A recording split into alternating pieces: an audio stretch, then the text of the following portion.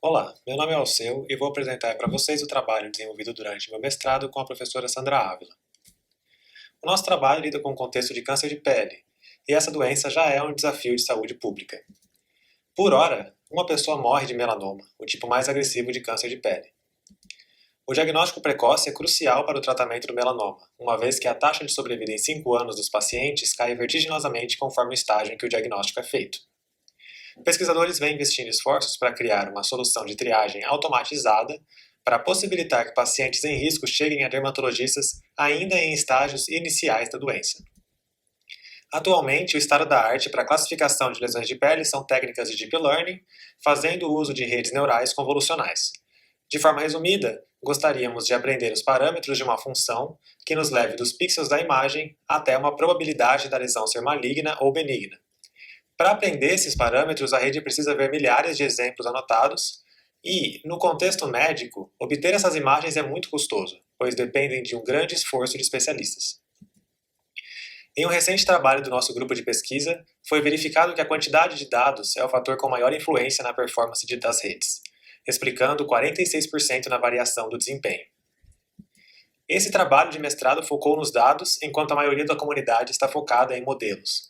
Primeiro, geramos dados usando redes generativas adversariais, de forma a compor o conjunto de treino das nossas redes de classificação. Em seguida, investigamos a qualidade dos nossos dados, verificando a presença de correlações espúrias nos conjuntos de dados públicos de lesões de pele. Na primeira parte desse trabalho, nossa proposta é gerar dados para compor o conjunto de treino das nossas redes de classificação de lesões de pele. Você pode já ter se deparado com deepfakes, ou faces superrealistas de pessoas que não existem, e isso tudo é feito com GANs.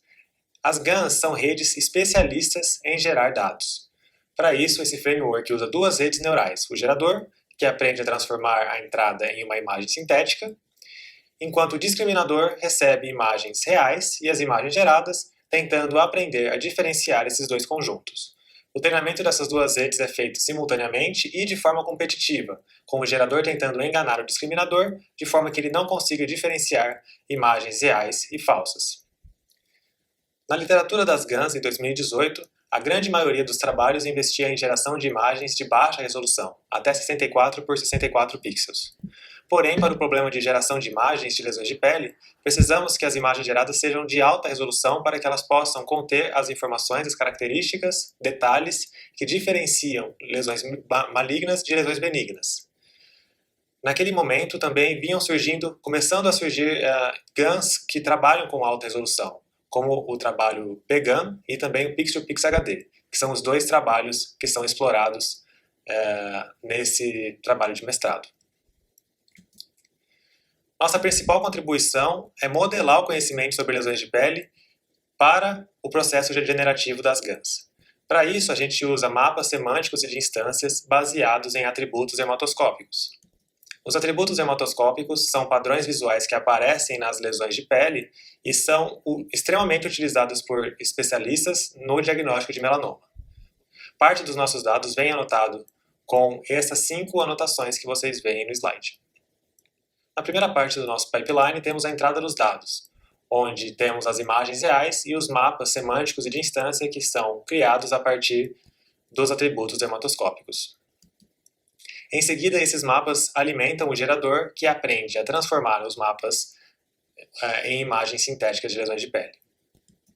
Por fim, as imagens geradas e as imagens reais são combinadas aos mapas e elas então passam pelo discriminador, que tenta discriminar, diferenciar as imagens reais das falsas, dando progresso no treinamento desse framework.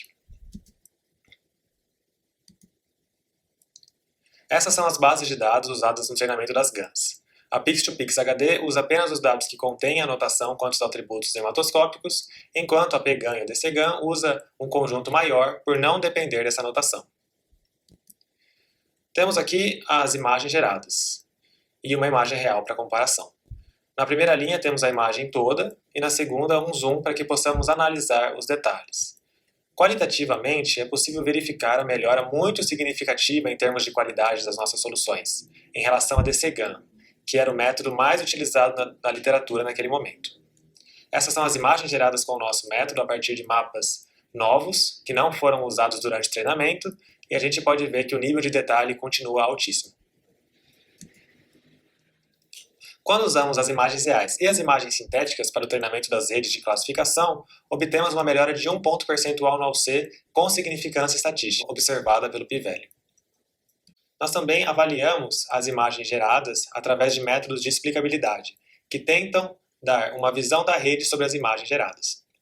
Na primeira coluna, vemos que as imagens são muito parecidas aos nossos olhos, porém, quando a gente usa métodos de explicabilidade como GradCam ou métodos de oclusão, a diferença entre as regiões destacadas é muito grande, mostrando que, de fato, há uma diferença considerável entre as imagens.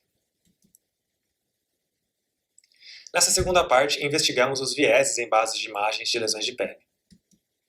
Os modelos de Deep Learning normalmente são treinados com conjuntos de dados volumosos, compostos por milhares de amostras.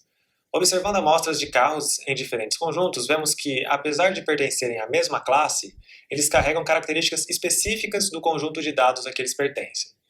Por exemplo, carros do Caltech 101 estão de lado, enquanto na Imaginet os carros são normalmente esportivos. Se mesmo nesses conjuntos grandes e variados o viés está presente, seria ingênuo pensar que nos conjuntos de lesões de pele, que são muito menores e difíceis de coletar, esse problema não esteja presente. Além disso, há a presença de artefatos nos conjuntos de lesões de pele que podem fornecer correlações espúrias, que não estão presentes no mundo real, para os modelos de classificação.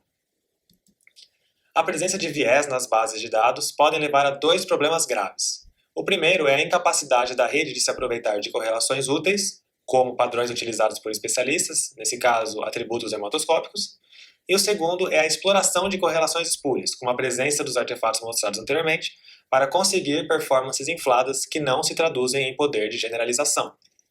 Nós exploramos os dois problemas no nosso trabalho, mas vamos focar no segundo nessa apresentação. Nesse experimento, nós destruímos informação relevante nas imagens e medimos quanto a performance do modelo cai. A expectativa é que, quando removemos toda a informação relevante, a performance não seja melhor que o acaso. Em nossos experimentos, avaliamos as bases do ISIC e do Atlas, que têm características muito diferentes entre si. Esses dois conjuntos estão presentes na vasta maioria dos trabalhos de Deep Learning com imagens de lesões de pele. Portanto, caso detectada a presença de vieses nesses conjuntos, há um grande impacto na literatura.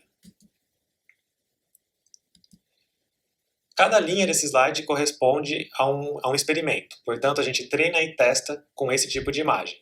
Como baseline, temos as imagens completas. Em seguida, removemos a informação de cor dessas imagens, substituindo os pixels dentro da lesão por pixels pretos. Em seguida, removemos a informação de borda, posicionando um bounding box em cima dessa lesão. E por fim, removemos a informação de tamanho, posicionando um bounding box que tem tamanho de pelo menos 70% dos pixels da imagem. Para nossa surpresa, mesmo quando a gente usa um bounding box que ocupa 70% da imagem para tampar a lesão, a rede ainda consegue ter uma performance bastante boa de 70% de AUC nos nossos conjuntos de teste. Para efeito de comparação, um estudo mediu a performance de 157 dermatologistas no mesmo ISIC Archive, e a performance é de 67% de AUC contra 71% de AUC da performance de Machine Learning com toda a informação de lesão removida. Isso mostra não que as redes neurais têm uma vantagem sobre os dermatologistas, mas sim que as performances dos nossos modelos estão altamente infladas por conta de vieses das bases de dados. Nossos trabalhos foram publicados em conferências referências da área, como o MICAE e o CVPR, recebendo o Best Paper Award no CVPR de 2019 com o nosso trabalho de vieses. Nós também fomos premiados no Google Latin America Research Awards em 2018 e 2019 com o trabalho de geração de imagens de câncer de pele. Nosso trabalho foi também prestigiado na mídia tradicional, em programas de TV e também na mídia impressa. Como trabalhos futuros, temos que investigar como usar as imagens sintéticas no treinamento das nossas GANs, uma vez que elas podem reproduzir os artefatos presentes nas bases de dados e vindo a reforçar os vieses existentes.